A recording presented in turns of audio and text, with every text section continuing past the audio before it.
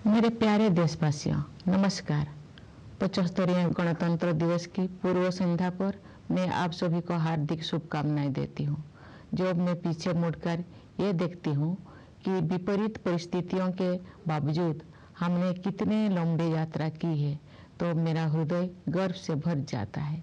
हमारे गणतंत्र का 75वां वर्ष कई अर्थों में देश की यात्रा में एक ऐतिहासिक पड़ाव है। ये उत्सव मनाने का विशेष अवसर है, जैसे हमने स्वाधीनता के 75 वर्ष पूरी होने पर आज़ादी का अमृत महोत्सव के दौरान अपने देश की अतुलनीय महानता और विविधतापूर्ण संस्कृति का उत्सव मनाया था। कल के दिन हम संविधान के प्रारंभ का उत्सव मनाएंगे। संविधान की प्रस्तावना हम भारत के लोग इन शब्दों से शुरू होती है। ये शब्द हमारे संविधान के मूल भाव अर्थात लोकतंत्र को रेखांकित करते हैं। भारत की लोकतांत्रिक व्यवस्था लोकतंत्र की पश्चिमी अवधारणा से कहीं अधिक प्राचीन है, इसीलिए भारत को लोकतंत्र की जननी कहा जाता है। एक लंबे और कठिन संघर्ष के बाद 15 अगस्त 1947 को हमारा देश विदेशी शासन से मुक्त हो गया, लेकिन उस समय भी देश में सुशासन तथा देशवासियों में निहित क्षमताओं और प्रतिभाओं को उन्मुक्त विस्तार देने के लिए उपयुक्त मूलभूत सिद्धांतों और प्रक्रियाओं को स्वरूप प्रदान करने का कार्य चल ही रहा था। संविधान सभा ने सुशासन के सभी पहलुओं पर लगभग 3 वर्षों तक विस्तृत चर्चा की और हमारे राष्ट्र के महान आधारभूत ग्रंथ यानी भारत के संविधान की रचना की। आज के दिन हम सब देशवासी उन दूरदर्शी जननायकों और अधिकारियों का कृतज्ञतापूर्वक स्मरण करते हैं, जिन्होंने हमारा भव्य और प्रेरक संविधान के निर्माण में अमूल्य योगदान दिया था। हमारा देश स्वतंत्रता की शताब्दी की ओर बढ़ते हुए अमृत काल के प्रारंभिक दौर से गुजर रहा है। ये एक युगांतकारी परिवर्तन का कालखंड है। हमें अपने देश को नई ऊंचाइयों तक ले जाने का सुनहरा अवसर मिला है। हमारा लक्ष्यों को प्राप्त करने के लिए प्रत्येक नागरिक का योगदान महत्वपूर्ण होगा। इसके लिए मैं सभी देशवासियों से संविधान में निहित हमारे मूल कर्तव्यों का पालन करने का अनुरोध करूंगी।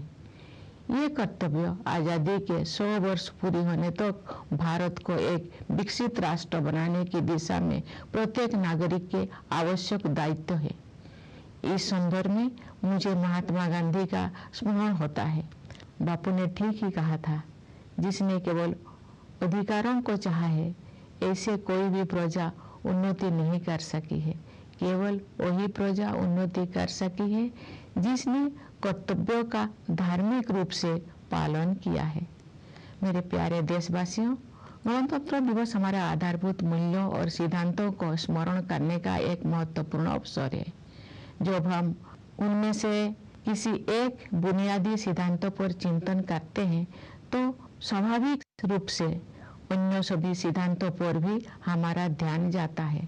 संस्कृति, मान्यताओं और परंपराओं की विविधता हमारे लोकतंत्र का अंतर्निहित आयाम है।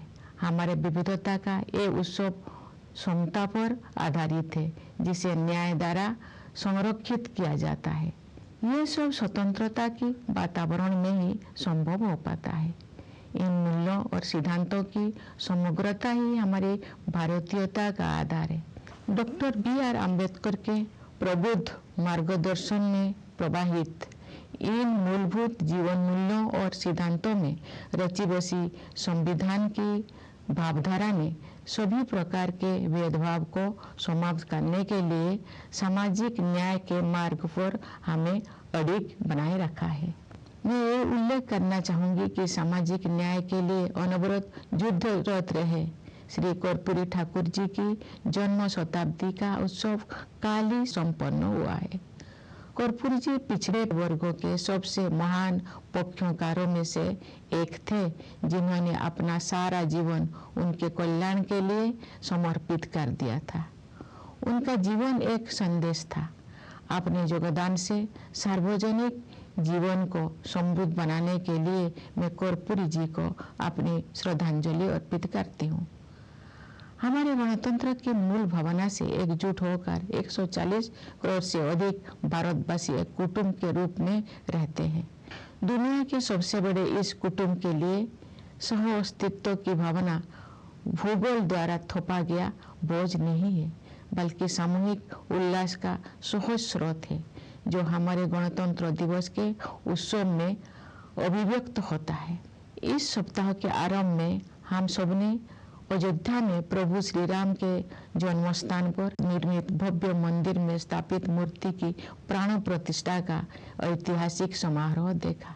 भविष्य में जब इस घटना को व्यापक परिप्रेक्ष्य में देखा जाएगा, तब इतिहासकार भारत द्वारा अपने सभ्यतागत विरासत की निरंतर खोज में युगांतकारी आयोजन के रूप में इसका विवेचन करेंगे। उचित न्यायिक प्रक्रिया और देश के उच्चतम न्यायालय के निर्णय के बाद मंदिर का निर्माण कार्य आरंभ हुआ। अब ये एक भव्य संरचना के रूप में शोभायमान है। ये मंदिर न केवल जन जन की आस्था को व्यक्त करता है, बल्कि न्यायिक प्रक्रिया में हमारे देशवासियों की अगाध आस्था का प्रमाण भी है। प्यारे देशवासियों, हमारे राष्ट्रीय त्योहार ऐसे महत्वपूर्ण अवसर होते हैं जब हम अतीत पर भी दृष्टिपात करते हैं और भविष्य की ओर भी देखते हैं। पिछले गणतंत्र दिवस के बाद के एक वर्ष पर नजर डालें तो हमें बहुत प्रसन्नता होती है। भारत की अध्यक्षता में दिल्ली में G20 शिखर सम्मेलन का सफल आयोजन एक अभूतपूर्व उपलब्धि थी। G20 से जुड़े आयोजनों में जन सामान्यों की भागीदारी विशेष रूप से उल्लेखनीय है। इन आयोजनों में विचारों और सुझावों का प्रभाव ऊपर से नीचे की ओर नहीं, बल्कि नीचे से ऊपर की ओर था। उस भव्य आयोजन से ये सीख भी मिली है कि सामान्य नागरिकों को भी ऐसे गहन तथा अंतर्राष्ट्रीय महत्व के मुद्दे में भागीदार बनाया जा सकता है, जिसका प्रभाव अंततः उनके अपने भविष्य पर पड़ता है। G20 शिखर सम्मेलन के माध्यम से ग्लोबल साउथ की आवाज के रूप में भारत के अभ्युदय को भी बढ़ावा मिला, जिससे अंतर्राष्ट्रीय संवाद की प्रक्रिया में एक आवश्यक तत्व का समावेश हुआ। जब संसद ने ऐतिहासिक महिला आरक्षण विधेयक पारित किया तो हमारा देश स्त्री पुरुष समानता के आदर्शों की ओर आगे बढ़ा। मेरा मानना है कि नारी शक्ति बंधन अधिनियम महिला सशक्तिकरण का एक क्रांतिकारी माध्यम सिद्ध होगा। इससे हमारे शासन की प्रक्रियाओं को बेहतर बनाने में भी बहुत सहायता मिलेगी। जब सामूहिक महत्व के मुद्दों पर महिलाओं की भागीदारी बढ़ेगी, तो हमारी प्रशासनिक प्राथमिकताओं का जनता की आवश्यकताओं के साथ बेहतर सामंजस्य बनेगा। इसी अवधि में भारत चंद्रमा के दक्षिण ध्रुव के क्षेत्र पर उतरने वाला पहले देश बना। चंद्रयान-3 के बाद इसरो ने एक सौर मिशन भी शुरू किया। हाल ही में आदित्य L1 के सफलतापूर्वक हेलो ऑर्बिट में स्थापित किया गया है। भारत ने अपने पहले एक्स-रे पोलरीमीटर सैटेलाइट, जिसे एक्सपोसेट कहा जाता है, के प्रक्षेपण के साथ नए साल की शुरुआत की है। ये सैटेलाइट अंतरिक्ष ब्लैक होल जैसे रहस्यों का अध्ययन करेगा। वर्ष 2024 के दौरान अन्य कोई अंतरिक्ष अभियानों की योजना बनाए गए हैं। ये प्रसन्नता के विषय है कि भारत की अंतरिक्ष यात्रा में अनेक नई उपलब्धियां हासिल की जाने वाली हैं। हमारे प्रथम मानव अंतरिक्ष उड़ान कार्यक्रम गगनयान मिशन की तैयारी सुचारू रूप से आगे बढ़ रही है। हमें अपने वैज्ञानिकों और प्रौद्योगिकी विशेषज्ञों पर सदैव गर्व रहा है, लेकिन अब ये पहले से कहीं अधिक ऊंचे लक्ष्य तय कर रहे हैं और उनके अनुरूप परिणाम भी हासिल कर रहे हैं। भारत के आंतरिक कार्यक्रम का उद्देश्य संपूर्ण मानवता के कल्याण के लिए विज्ञान और प्रौद्योगिकी की भूमिका को और अधिक विस्तार तथा गहराई प्रदान करना है। इसरो के कार्यक्रम के प्रति देशवासियों में जो उत्साह दिखाई देता है, उससे नई आशाओं का संचार हो रहा है। अंतरिक्ष विज्ञान के क्षेत्र में नई उपलब्धियों ने युवा पीढ़ी की कल्पना शक्ति को नई पंख दिए हैं। मुझे विश्वास है कि हमारे बच्चों और युवाओं में बड़े पैमाने पर विज्ञान के प्रति रुझान बढ़ेगा तथा उनमें वैज्ञानिक दृष्टिकोण विकसित होगा। अंतरिक्ष विज्ञान की इन उपलब्धियों से युवाओं, विशेषकर युवा महिलाओं को ये प्रेरणा मिलेगी कि वे विज्ञान और प्रौद्योगिकी को अपना कार्य क्षेत्र बनाएं। मेरे प्यारे देशवासियों, आज का भारत आत्मविश्वास के साथ आगे बढ़ रहा है। सुदृढ़ और स्वस्थ अर्थव्यवस्था इस आत्मविश्वास का कारण भी है और परिणाम भी। हाल के वर्षों में सकल घरेलू उत्पाद की हमारी वृद्धि दर प्रमुख अर्थव्यवस्थाओं में सबसे अधिक रही है। ठोस आकलन के आधार पर हमें पूरा विश्वास है कि ये असाधारण प्रदर्शन वर्ष 2024 और उसके बाद भी जारी रहेगा।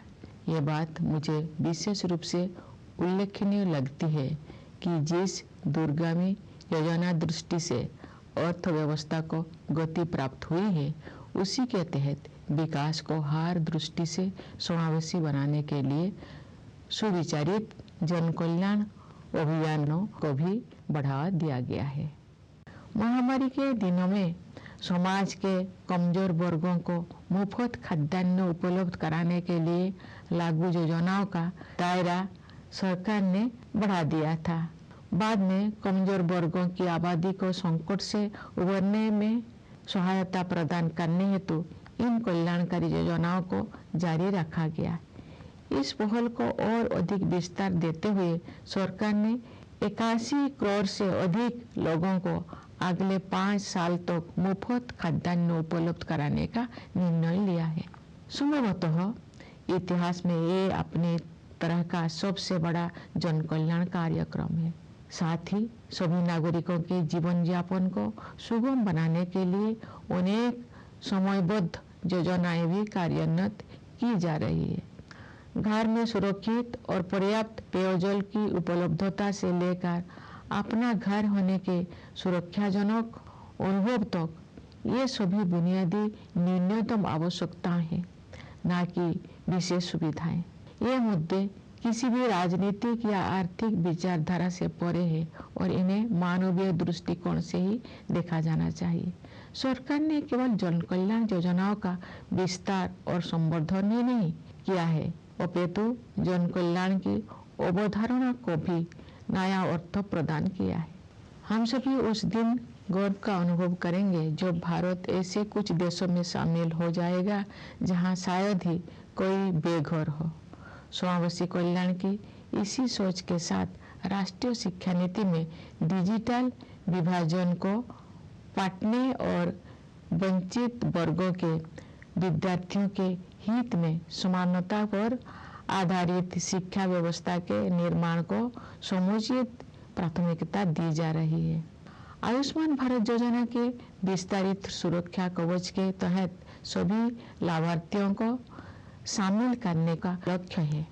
इस संरक्षण से गरीब और कमजोर वर्गों के लोगों में एक बहुत बड़ा विश्वास जगा है।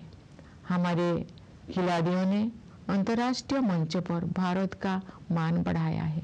पिछले साल आयोजित एशियाई खेलों में हमने 107 पदकों के नए कीर्तिमान के साथ इतिहास रचा और एशियाई पैरा खेलों में हमने 111 पदक जीते। ये अत्यंत प्रसन्नता की बात है कि महिलाएं हमारी पदक तालिका में बहुत प्रभावशाली योगदान दे रही है। हमारे श्रेष्ठ खिलाड़ियों की सफलता से बच्चों को विभिन्न खेलों में भाग लेने के लिए प्रेरणा मिली है, जिससे उनका आत्मविश्वास बहुत बढ़ा है। मुझे विश्वास है कि नई आत्मविश्वास से भरपूर हमारे खिलाड़ी आगामी पेरिस ओलंपिक में और भी अच्छा प्रदर्शन करेंगे। प्यारे देशवासियों, हाल के दौर में विश्व में अनेक स्थलों पर लड़ाइयाँ हो रही है और दुनिया के बहुत से हिस्से हिंसा से पीड़ित है। जब दो परस्पर विरोधी पक्षों में से प्रत्येक मानता है कि केवल उसी की बात सही है और दूसरे की बात गलत है, तो ऐसी स्थिति में समाधान परक तर्क के आधार पर ही आगे बढ़ना चाहिए। दुर्भाग्य से तर्क के स्थान पर आपसी भय और पूर्वाग्रह ने भावावेश को बढ़ावा दिया है, जिसके कारण अनवरत हिंसा हो रही है। बड़ी पैमाने पर मानवीय त्रासदियों की अनेक दुखद घटनाएं हुई है और हम सब इस मानवीय पीड़ा से अत्यंत व्यथित है। ऐसी परिस्थिति में हमें भगवान बुद्ध के सारगर्भित शब्दों का स्मरण होता है। नहीं बेरेनो वेरानी समन्तिद कुदाचनम अवेरन च समन्ति एसो धर्म सनातन। इसका भावार्थ है, यहाँ कभी भी शत्रुता को शत्रुता के माध्यम से शांत नहीं किया जाता है, बल्कि अशत्रुता के माध्यम से शांत किया जाता है। यही शाश्वत नियम है। वर्धमान महावीर और सम्राट अशोक से लेकर राष्ट्रपिता महात्मा गांधी तक भारत ने सदैव एक उदाहरण प्रस्तुत किया है कि अहिंसा केवल एक आदर्श मात्र नहीं है जिसे हासिल करना कठिन है, बल्कि ये एक स्पष्ट संभावना है। यही नहीं, अपितु अनेक लोगों के लिए ये एक जीवंत यथार्थ है। हम आशा करते हैं कि संघर्ष में उलझे क्षेत्रों में उन संघर्षों को सुलझाने तथा शांति स्थापित करने के मार्ग खोज लिए जाएंगे। वैश्विक पर्यावरण संकट से उबरने में भी भारत का प्राचीन ज्ञान विश्व समुदाय का मार्गदर्शन कर सकता है। भारत को ऊर्जा के नवीकरणीय स्रोतों को बढ़ावा देने में अग्रणी योगदान देते हुए और ग्लोबल क्लाइमेट एक्शन को नेतृत्व प्रदान करते हुए देखकर मुझे बहुत प्रसन्नता होती है। भारत ने पर्यावरण के प्रति सचेत जीवन शैली अपनाने के लिए लाइव मूवमेंट शुरू किया है। हमारे देश में जलवायु परिवर्तन के मुद्दे का सामना करने में व्यक्तिगत व्यवहार परिवर्तन को प्राथमिकता दी जा रही है तथा विश्व समुदाय द्वारा इसकी सराहना की जा रही है। हर स्थान के निवासी अपनी जीवन शैली को प्रकृति के अनुरूप ढालकर अपना योगदान दे सकते हैं और उन्हें ऐसा करने ही चाहिए। इससे न केवल भावी पीढ़ियों के लिए पृथ्वी का संरक्षण करने में सहायता मिलेगी, बल्कि जीवन की गुणवत्ता भी बढ़ेगी।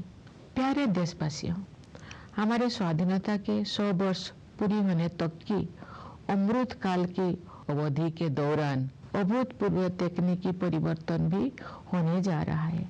आर्टिफिशियल इंटेलिजेंस और मशीन लर्निंग जैसी तकनीकी बदलाव असाधारण गति के साथ सुर्खियों से बाहर आकर हमारी दैनिक जीवन का अंग बन गए हैं। कई क्षेत्र में भविष्य से जुड़ी आशंकाएं चिंतित करती है, लेकिन अनेक उत्साहजनक अवसर भी दिखाई देती है, विशेषकर युवाओं के लिए। हमारे युवा वर्तमान की सीमाओं से परे जाकर नई संभावनाएं तलाश रहे हैं। उनके मार्ग से बाधाओं को दूर करने और उन्हें अपने पूरी क्षमता का उपयोग करने की सुविधा प्रदान करने के लिए हमें हर संभव प्रयास करना है। हमारी युवा पीढ़ी चाहती है कि सभी को अवसर की समानता प्राप्त हो। वे समानता से जुड़े पुराने शब्दजाल नहीं चाहते हैं, बल्कि समानता के हमारे अमूल्य आदर्शों का यथार्थ रूप देखना चाहते हैं। वास्तव में हमारा युवाओं के आत्मविश्वास के बल पर ही भावी भारत का निर्माण हो रहा है। युवाओं के मनोमस्तिष्कों को संभालने का कार्य हमारे शिक्षकगण करते हैं, जो सही अर्थ में राष्ट्र का भविष्य बनाते हैं। मैं अपने उन किसानों और मजदूर भाई बहनों के प्रति आभार व्यक्त करती हूँ जो चुपचाप मेहनत करते हैं तथा देश के भविष्य को बेहतर बनाने में बहुत बड़ा योगदान देते हैं। गणतंत्र दिवस के पावन अवसर की पूर्व संध्या पर सभी देशवासी हमारे सशस्त्र बलों, पुलिस और अर्धसैन्य बलों का भी कृतज्ञता पूर्वक अभिनंदन करते हैं। उनकी बहादुरी और सतर्कता के बिना हम उन प्रभावशाली उपलब्धियों को प्राप्त नहीं कर सकते थे जो हमने हासिल कर ली है। अपने वाणी को विराम देने से पहले मैं न्यायपालिका और सिविल सेवाओं के सदस्यों को भी शुभकामनाएं देना चाहती हूँ। विदेशों में नियुक्त भारतीय मिशनों के अधिकारियों और प्रवासी भारतीय समुदाय के लोगों को मैं गणतंत्र दिवस की बधाई देती हूँ। आइए हम सब यथाशक्ति राष्ट्र और देशवासियों की सेवा में स्वयं को समर्पित करने का संकल्प करें। इस शुभ संकल्प को सिद्ध करने के प्रयास हेतु आप सभी को मेरी हार्दिक शुभकामनाएं। धन्यवाद। जय हिंद, जय Bharat.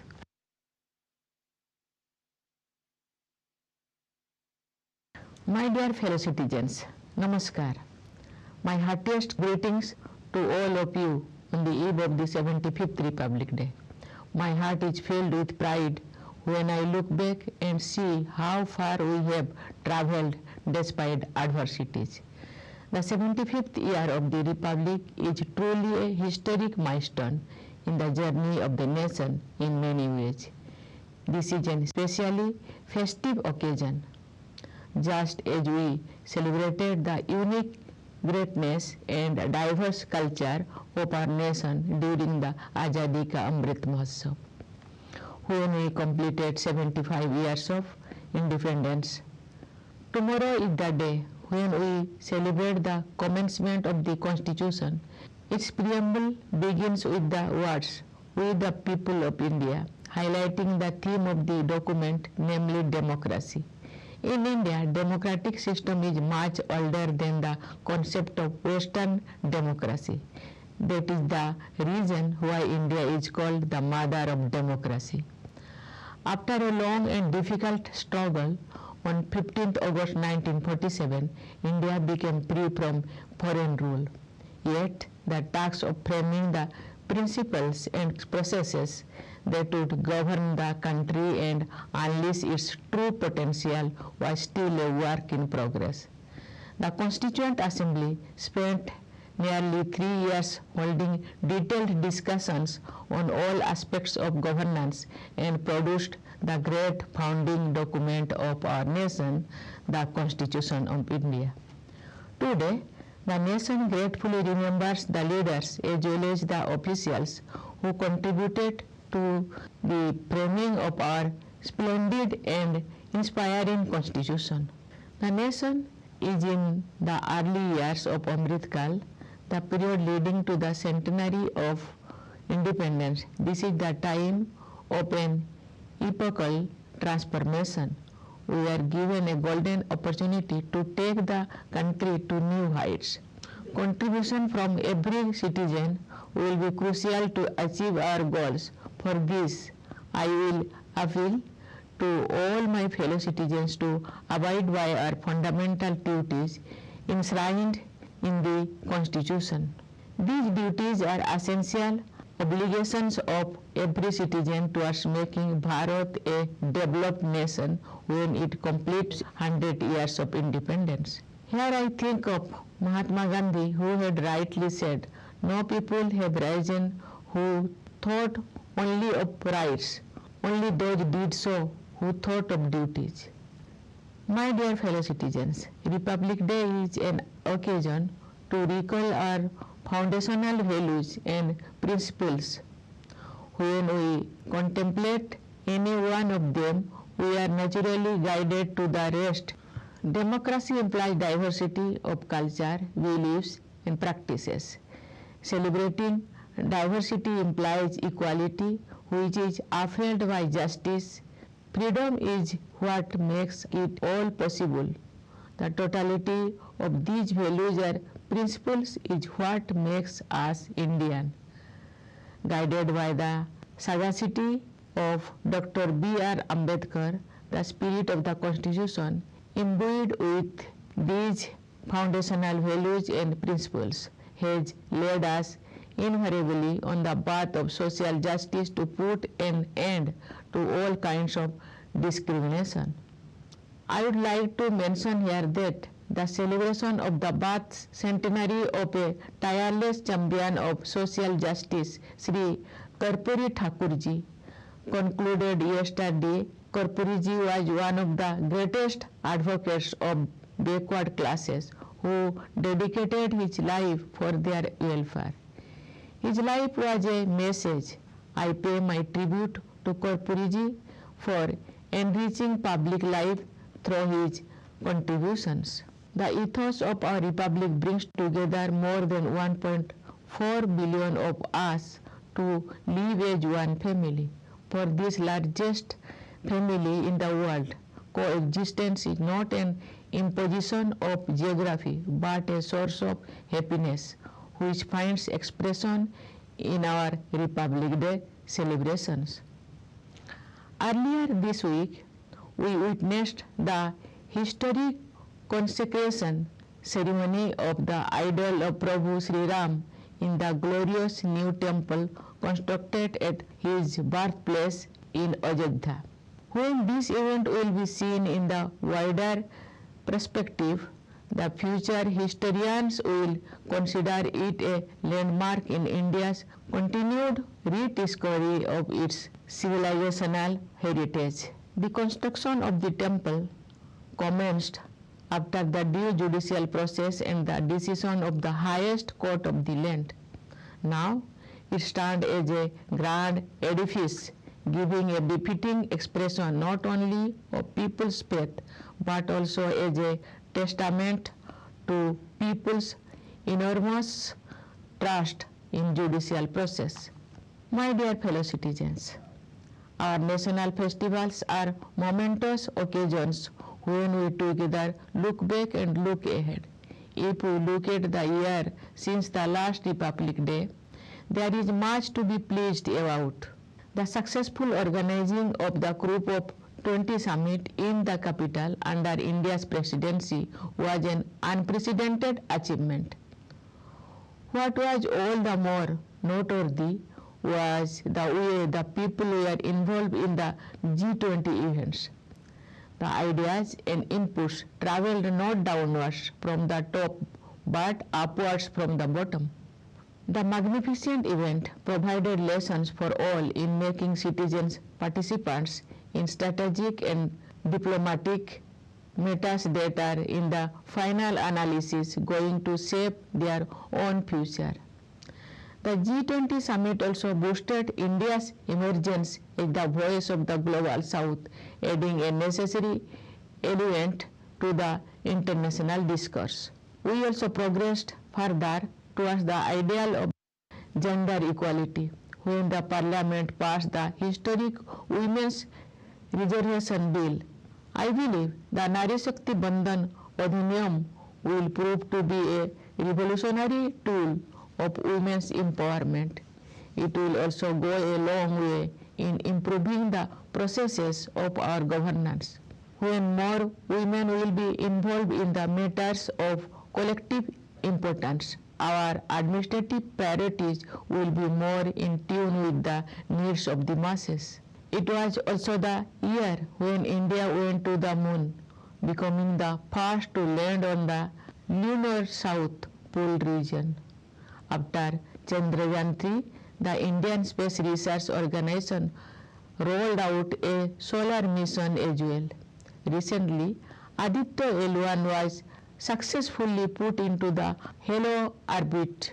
We began the new year with the launch of our first X-ray polarimeter satellite called XPOSat, which will study space mysteries like black holes.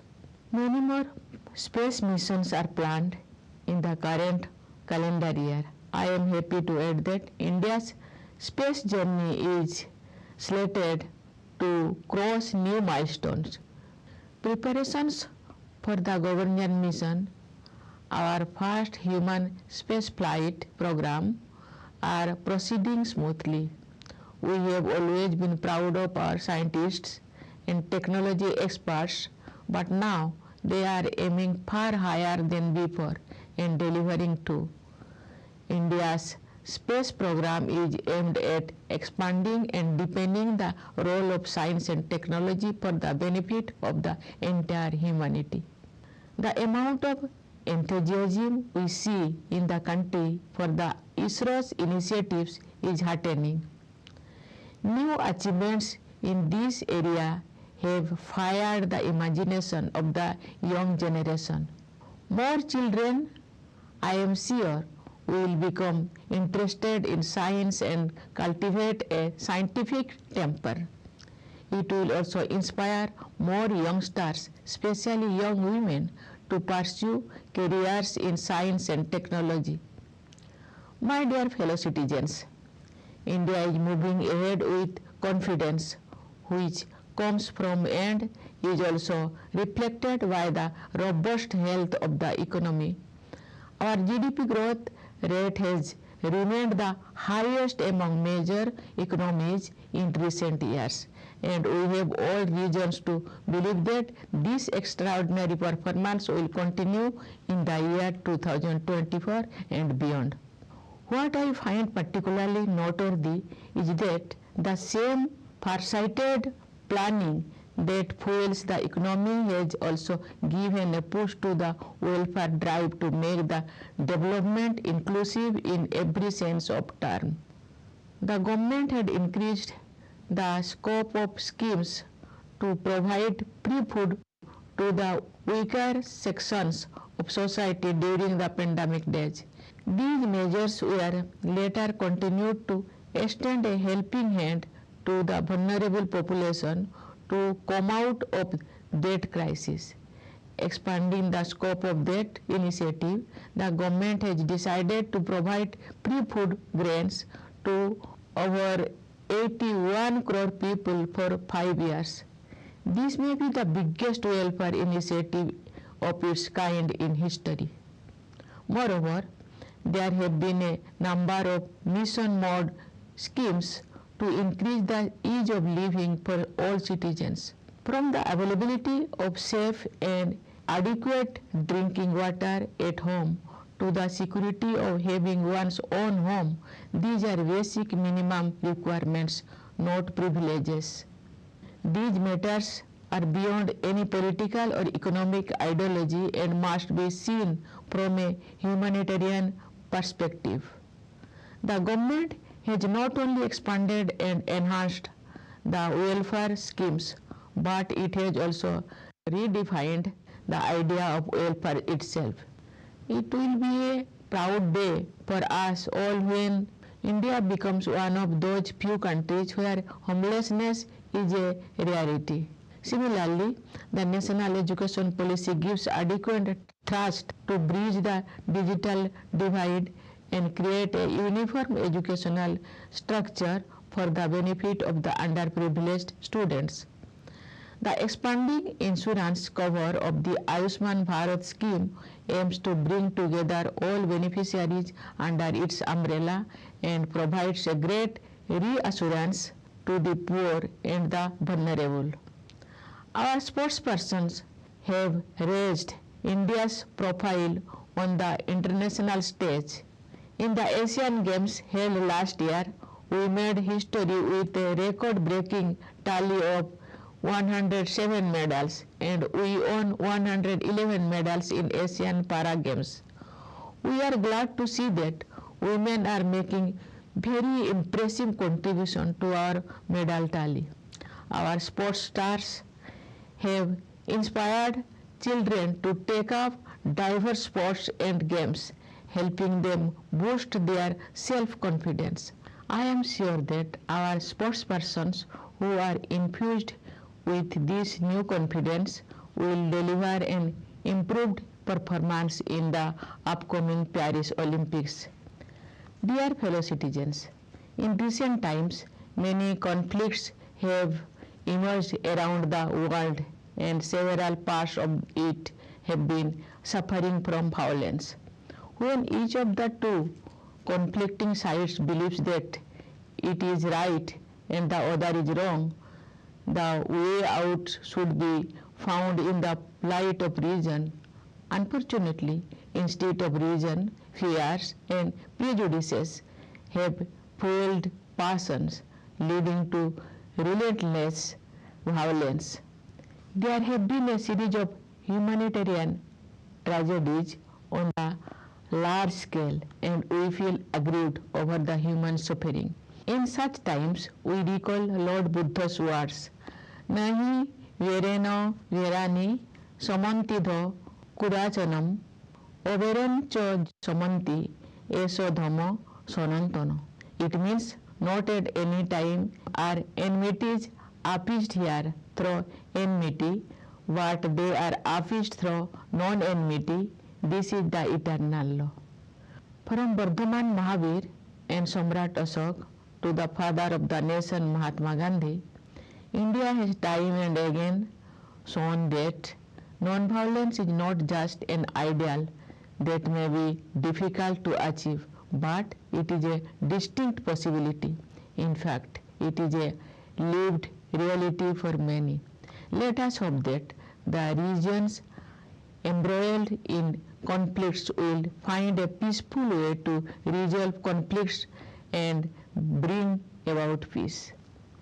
India's ancient wisdom can also help the world find a way out of the global environmental crisis.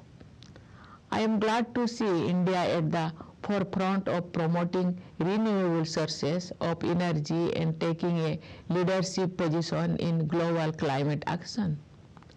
India has launched the LIFE movement for adoption of environment conscious lifestyle.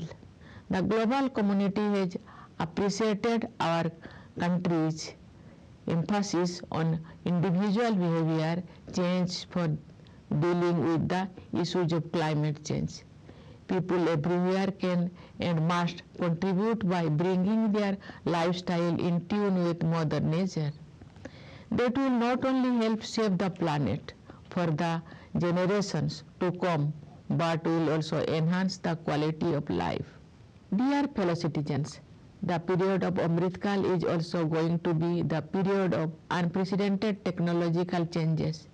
Technological advances like artificial intelligence and machine learning have moved from headlines into our daily lives at a breathtaking speed. There are numerous areas of concern in the foreseeable future, but there are also exciting opportunities ahead, especially for the youth.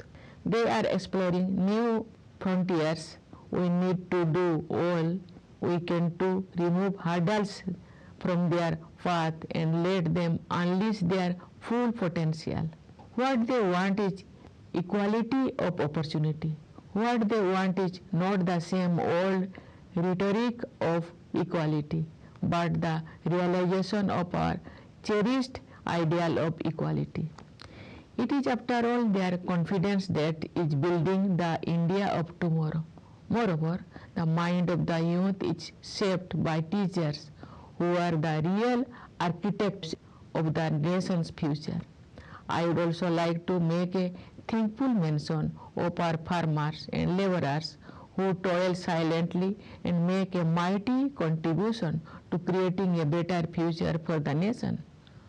On the eve of this auspicious occasion, India also gratefully salutes the members of our armed forces, police and paramilitary forces, without whose valor and vigil we would not have scaled the great heights we have. Before I conclude, let me offer my greetings to the members of the judiciary and civil services. My Republic Day greetings to the officials of India's missions abroad and the diaspora community. Let us all dedicate ourselves to serve the nation and fellow citizens in every way we can. My best wishes to all of you in this endeavor. Thank you. Jai Hind, Jai Bharat.